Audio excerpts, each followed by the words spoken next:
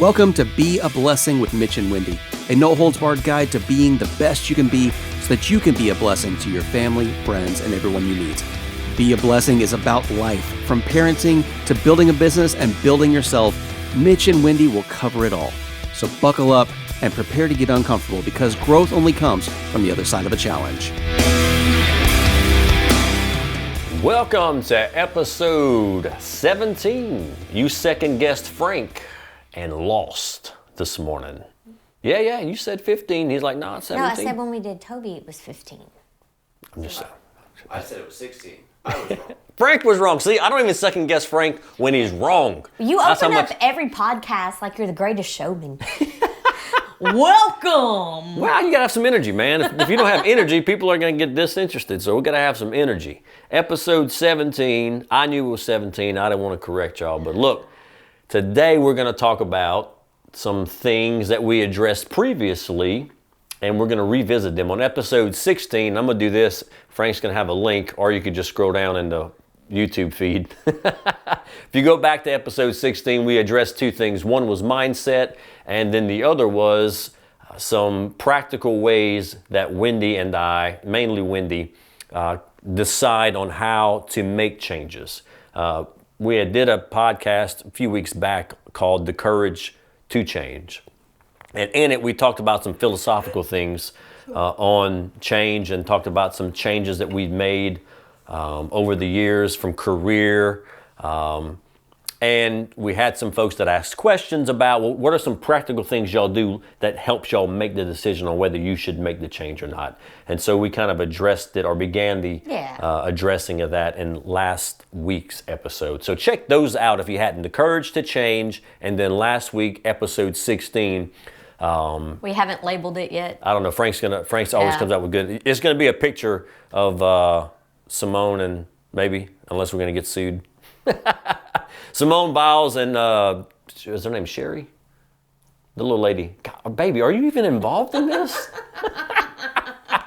There's going to be some Olympians on the thumbnail picture of it, so check it out. And then we're going to kind of continue that. I want to open up and just continue the conversation a little bit about mindset.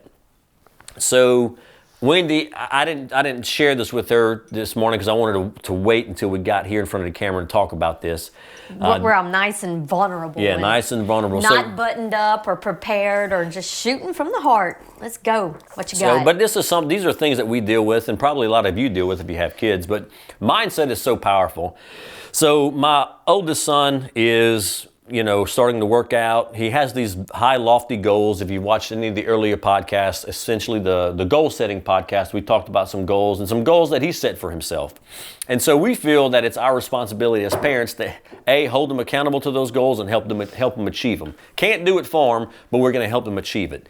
And so some of the things that we're doing to try to help them accomplish some of these goals are working out in the mornings and going and getting some extra work in for baseball.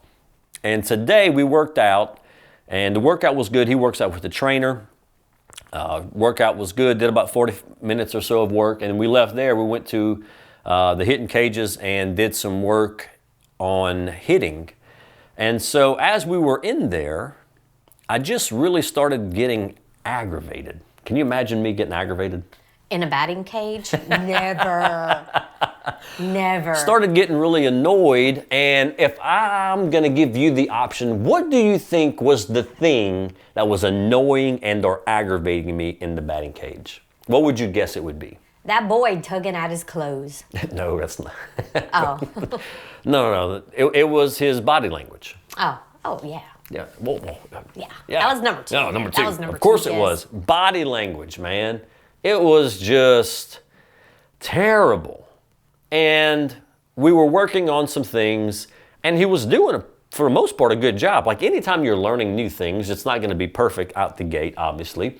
So we were, trying to develop muscle memory and, let's do this over and over and over, learn. And the whole goal was, hey, when you do it wrong, try to remember what that felt like. And then when you do it right, try to remember what your body felt like when you did it right. So I was trying to teach him those things. Anyway, so we're hitting, and look, it just looked like he didn't want to be there. And so finally we kind of got through, and I said, hey man, what's the problem? look like you don't want to be here. And so that kind of led into a conversation about something, about mindset. And essentially what I told him was like, look, man, just because, I said, his excuse was that he just worked out for 40 minutes, so he's wore out. I was like, really? That 40-minute workout just completely deteriorated all energy to come swing it back. You want some hamburger with those French fries? That was his excuse. I said, you have to understand, this is just, I said, son, when I was your age, I would go work cows, haul hay, work out, and then go to practice. I was like, you went worked out for 40 minutes, man. And we're just in here swinging a bat in an air-conditioned batting cage, for crying out loud. There's women that'll labor for 36 hours, push out a baby, be discharged, go home, cook a full meal for their family, hold the baby. But mindset. I don't get, Sweet little Maddox. I had some honest words to share with him that morning, or this morning, I should say, and essentially said, hey, look, man, you got some lofty goals, some high goals, and right now your actions are not meeting up to what the goals say. So here's what, your mouth is writing checks that your butt is not delivering on. I said, look, and that's okay, Maddox. I said, if you... That's okay, because your mama does it all the time. If you, listen, if you want to not get better and just kind of do your thing halfway, half-assing it, like that's fine. Just set goals that reflect that. And then I'm going to hold you accountable to those goals. I said, but don't get us involved with money, investing time and money, and trying to help you accomplish goals that you told us you wanted, but your actions aren't backing up. I said, because we're not doing that anymore. We're not going to do it. So today you're going to make a decision. You're 14 years old. And just to put things in perspective, 40 years ago, 14-year-olds got married and had families. How old was your grandpa when he was? Probably more than 40. 50. My grandmother was 15. Yeah. People got married and had families at your age at one point in society, son. So quit feeling sorry for yourself. You're not a kid anymore. You're a young man. And back up your goals with your actions. I said, it's going to be your mindset. From now on, if you can't have a positive, strong mindset and come in here and have good body language, we're not doing it. Because just showing up and going through the motions is not going to make you better. I said, think of it this way. If a kid is practicing math and does 100 math problems every day, that sounds really impressive, right? But what if he's getting 60 of them wrong every time he does his 100? Is he getting any better at the math? No. He's not getting any better. He's just practicing how to do it wrong. I said, when you come in here with that crappy attitude and you're just going through the motions and not getting any better, you're not getting any better. Showing up is not half the battle. Showing up is not, well, we'll say it's not half the battle. It's part of the battle. It's not as big of a battle as people say it is. Yeah, but getting, a lot of people just think showing up is the victory. Yeah. Showing up's not the victory, Frank. It's not. That's like half the battle. Hey, I got here. Now that I'm here, what's my mindset going to be and how am I going to use this time? Am I going to feel sorry for myself or am I going to be lazy? Because our mind tells us all these things, right? Mm-hmm. So mindset is so powerful. Just kind of piggybacking off what we talked about last week is that. And I told him, I said, son, your mindset and those things that you can control are going to be the difference in your success. Yeah. I just promise you. Your attitude. Not just with baseball, and your effort. everything in life. The only things you can really control aren't how big you're going to be or isn't the amount of talent you have. It's how hard you work and how positive a mindset you have. Attitude and effort. Yeah, that's the things you can control. And if you can control those things well, in life you will be successful. So all those things kind of piggybacking on last week. We talked about some things when it came to change. To recap, what we talked about, things that Wendy and I do, predominantly Wendy, when it comes to why am I going to make a change or deciding to make a change. Number one was spend time in prayer, okay? And we talked about the importance of the spouses, if that's involved, understanding and appreciate one another's relationship with God and being able to communicate that freely. But obviously prayer, we talked about keeping it simple. We're not trying to Ouija board our way into God's plans. Decisions. Yes. Keep it simple. God, speak to me in a way that is clear and that I can be confident about the decision, whether it's yes or no. So prayer is number one. Number two, you talked about inventory, right? Kind of taking some self-inventory. Kind of elaborate a little bit about that. But just in that situation, if I wasn't happy, choosing to be grateful and forcing myself to see the things inside of my present situation I was grateful for, because there are things in every situation you could be thankful for. Yeah. So forcing the attitude of gratitude and taking self-inventory, is it really the circumstance or is it me? Yeah. And the third thing was consulting and surrounding yourself with people that you do value, who are going to be kind because they're telling you the truth. Yeah. The truth about your decision, your mindset, truth about you, and listening. Yeah. So those were the first few steps. And remember, this is not a step-by-step guide. Like, this was my own personal experience, my own personal journey that I'm just sharing. You could just take, you could cherry pick some of these things that may work for you. It may not all work for you. This is just my personal experience. So the next thing I had to do after I did all of that was look at the opportunity before me, really looking at it from an objective level, because you really do want to remove emotion from these big decisions. Emotions are fleeting and they can misguide you. Looking at the facts and what it presented, and knowing that, what is this opportunity?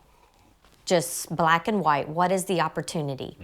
Looking at 5 years from now, what can that opportunity do for me? 10 years from now, what can that opportunity do for me? And writing pros and cons. There's always going to be a big list. Also, just keeping that simple as well.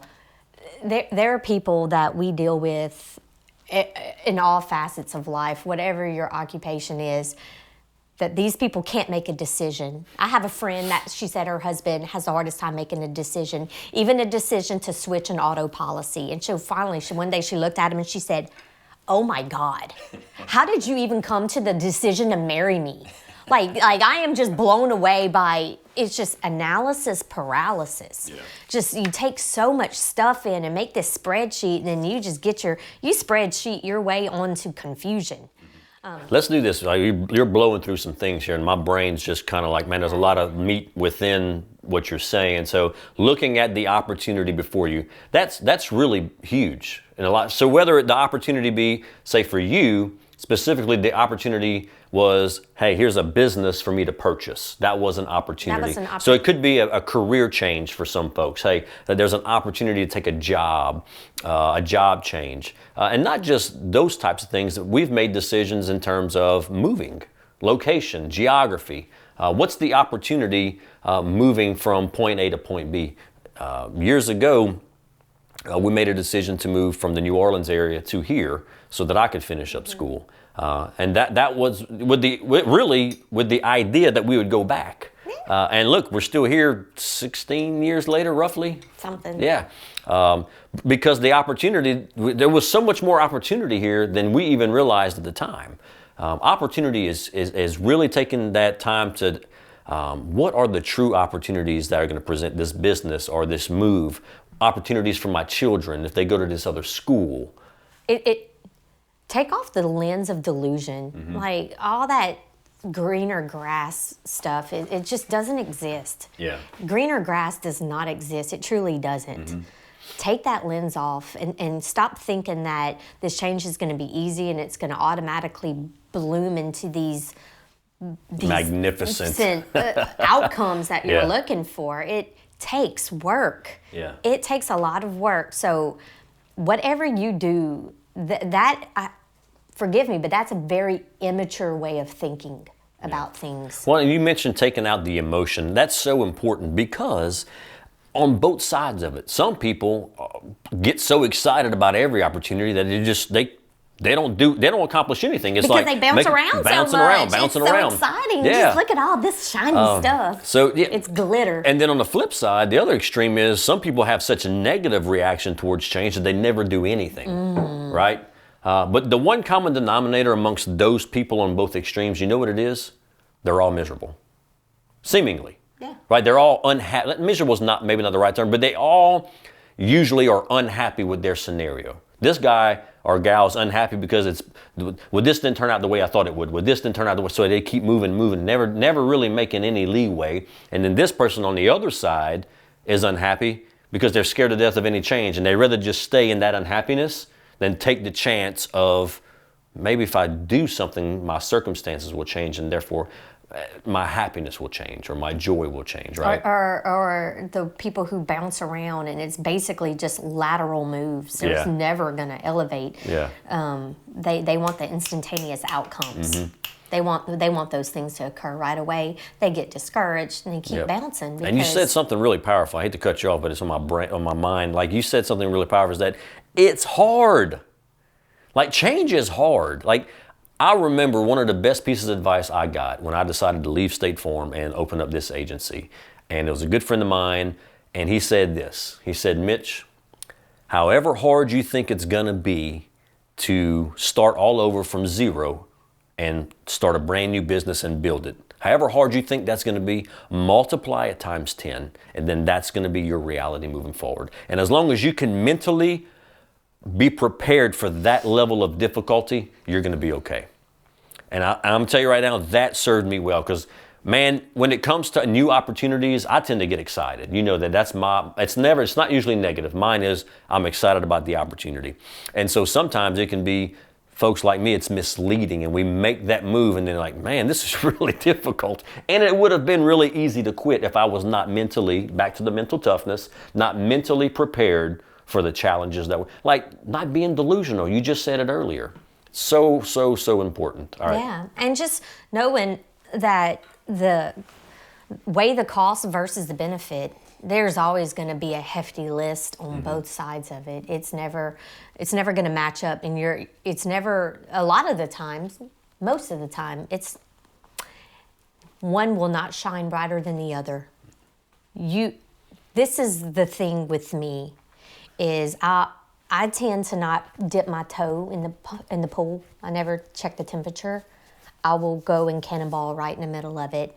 What that means is I look at the opportunity, I weigh the cost. Of course, looking back, there's, like you said, a lot of meat on this, looking at how it will affect my family. But when I make a decision and I move forward. Yeah. And you talked about some things earlier that I think are really important, counting the cost, whatever that may be. It could be like actual real cost, like if it's business type stuff, or a cost in terms of, how's this going to change the dynamics of my life? Yeah. Those metaphorical type costs.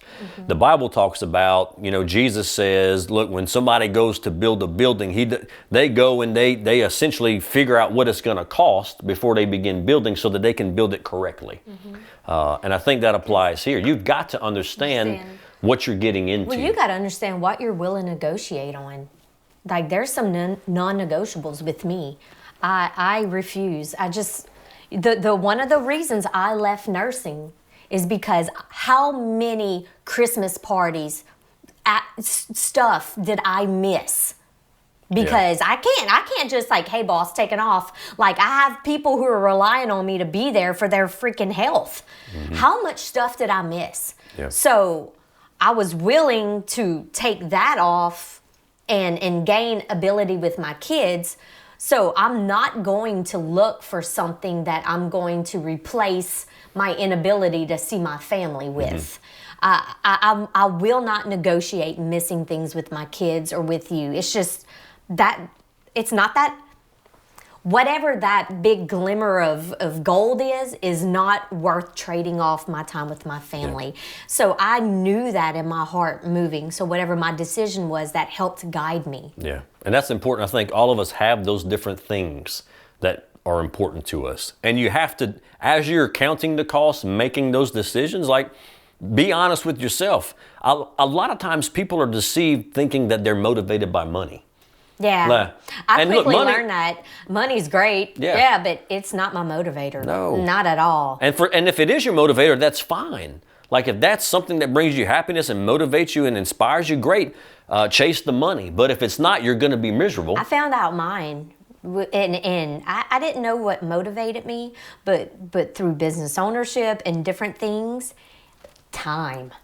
My time, you can't put a price tag on my time. Yeah, and for me, it's freedom. Like, that's what motivates me, I think, is having the ability to do what I want to do.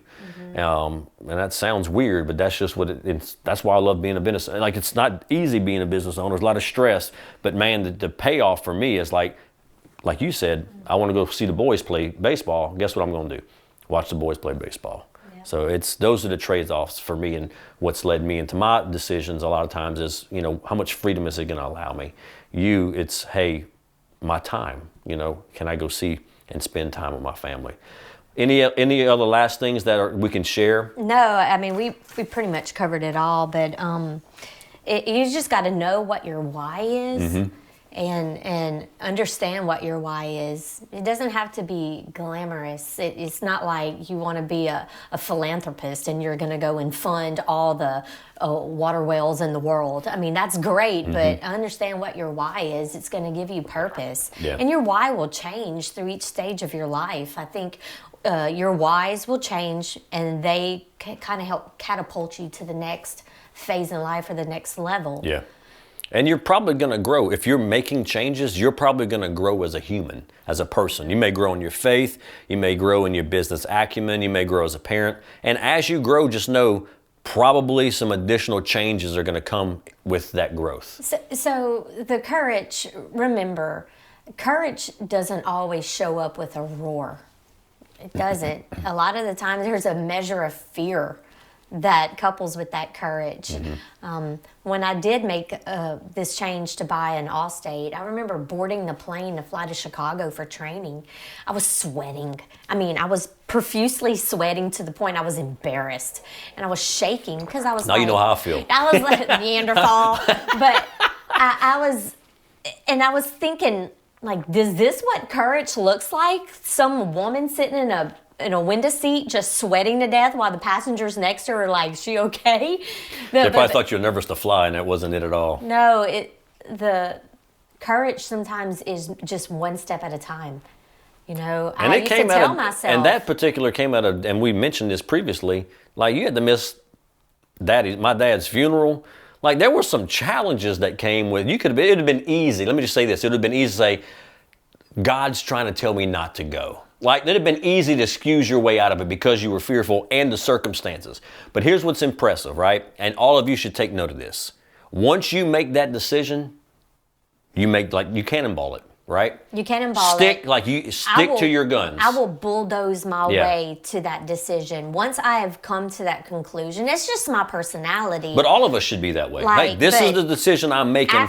No matter what comes my way, I'm moving forward because I've made the decision to move forward. After a considerable amount of time of weighing the cost, I will bulldoze my way to that decision. And it's hard to be able to counsel other people who just seems it's very fragile. Yeah. For instance, you got stood up for an interview because a storm passed and her electricity was out. And I remember thinking, that's pathetic. I'm glad she probably did you a favor by not even showing up. Yeah. Because can you imagine what she would have turned out to be? What kind of employee? And I'm sure she's a great person, just from an employee standpoint. It probably would have been a lot of missing work because of different things. Of excuses that makes her life she's tossed around by the waves. Well, thank you for sharing your process for change. Hope that this has been helpful for you. It's been helpful for me to hear you talk about it because these are things that we do every day but don't necessarily verbalize them. Yeah. So it's good for us to talk about them, for us to hear them because look, there's going to be changes that we have to hopefully make in our lives moving forward. Make all kinds of stuff. Hopefully that helps you make the process a little bit easier to show you how we do things, and if you can take some practical tips, apply them to your life and allow you to make good positive changes, fantastic. If you found this of value, we would love it if you shared the podcast and with your friends, your family. Just hit the share button. If you haven't subscribed, subscribe. mitchandwindi.com. Check us out on Facebook. We're trying to get more and more social, so we try to share. Wendy's doing a good job with that, I think. Yeah, I am trying to be. I was never really a social media kind of bug person, but I'm really trying. We got a special guest coming next week that I'm excited about. So don't miss next week. Special guest coming in, kind of a local legend, going to be with us. So going to be really exciting. I'm excited about it. Probably more excited than you. So, hey, thank you everybody for tuning in. Episode 17. Frank, appreciate you, all your hard work. Thank you, Miss Wendy, for sharing your process of change. Everybody have a great week and be a blessing.